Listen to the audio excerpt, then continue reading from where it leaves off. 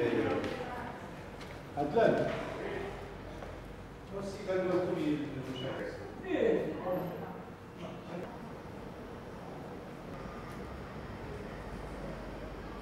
Il y a plusieurs missions. D'abord, c'était pour occuper un espace-temps où il n'y avait pas de presse en Algérie, parce que le vendredi, on n'avait jamais de journaux et on trouvait ça que c'était anormal.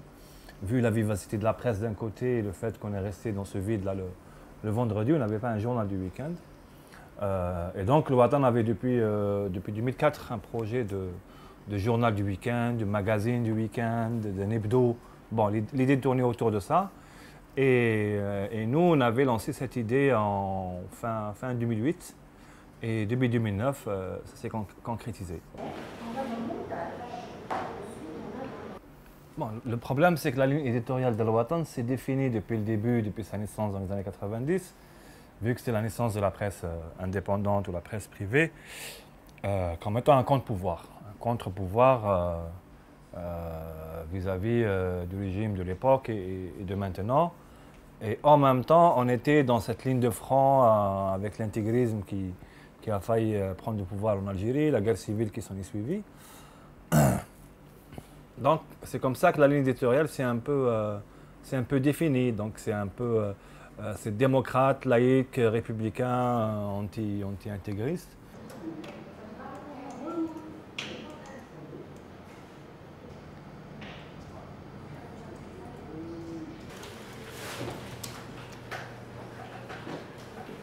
Justement, le titre. Ça va pas? Le journalisme en Algérie est un journalisme empreint beaucoup de militantisme.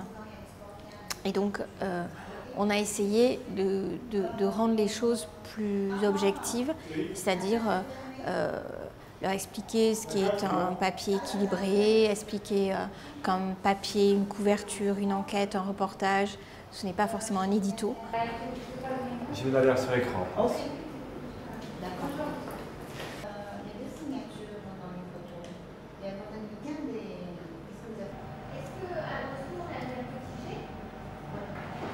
Ici, nous n'avons pas, à Al-Watan Weekend, nous n'avons pas d'interdit.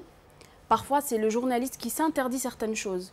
Parce que voilà, il hérite de sa culture, de son éducation, de sa société qui le regarde. Donc, on s'auto-censure dans certains sujets.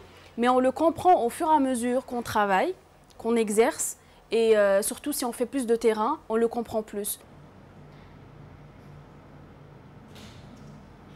Il est très difficile déjà d'être une femme en Algérie. Au quotidien, ce n'est pas facile. Travailler n'est pas facile, encore moins dans le secteur des médias. Nous n'avons pas, bien sûr, la même égalité avec les hommes sur tous les plans. La crédibilité n'est pas toujours admise par rapport à notre travail. Que l'on parte au fin fond pour faire un reportage, ce n'est pas la même crédibilité. Si moi, par exemple, je pars en reportage au fin fond du désert et qu'un autre journaliste masculin parte aussi, ce n'est pas considéré de la même manière. On le ressent de plus en plus, un peu moins dans la presse indépendante. Un concessionnaire n'est pas forcément automobile.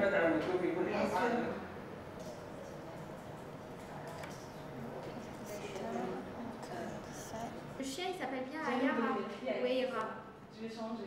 Le journal a 6 ans, donc il commence un peu à être assis, l'équipe est installée, elle a la culture d'Al-Watan Weekend, elle sait quels sont les sujets que l'on choisit, elle sait comment les traiter, elle sait trouver ses interlocuteurs tout seul. L'équipe aussi sait travailler ensemble, c'est-à-dire que nous, on est une petite équipe, c'est un pays où il est quand même parfois difficile de travailler par rapport aux sources, donc dès qu'il y a besoin d'une source, toute l'équipe se mobilise et donne ses contacts. On travaille beaucoup en coopération, l'équipe travaille beaucoup en coopération. Ce qui fait que ça nous permet d'être très réactifs sur des sujets d'actualité et en même temps d'avoir un regard décalé. En noir, tiré par du blanc. Si on voit les chiffres des tirages de la presse arabophone, on est entre 400 000 et 500 000 à peu près. Nous, à Al-Watan, on a une moyenne de 150 000. Ça veut dire qu'on est assez loin du compte par rapport à la presse arabophone. Ça s'explique très, très logiquement. C'est toutes les politiques d'arabisation de la scolarité et de l'université depuis les années 70 donnent à partir de la fin des années 90 des résultats, ce qui fait que le lectorat francophone se rétrécit de plus en plus, bien que les gens lisent en général dans les deux langues, ils sont en général bilingues. Mais ils lisent beaucoup plus la presse arabophone parce que c'est un arabe beaucoup plus, on va dire, accessible que le français d'Al-Watan ou d'autres journaux comme le Quotidien d'Oran ou de Liberté. Donc il y a un rétrécissement de notre lectorat, un vieillissement aussi de notre lectorat, parce que c'est un peu l'ancienne génération qui a été formée du temps de la France ou du temps du début de l'indépendance, formée exclusivement en français.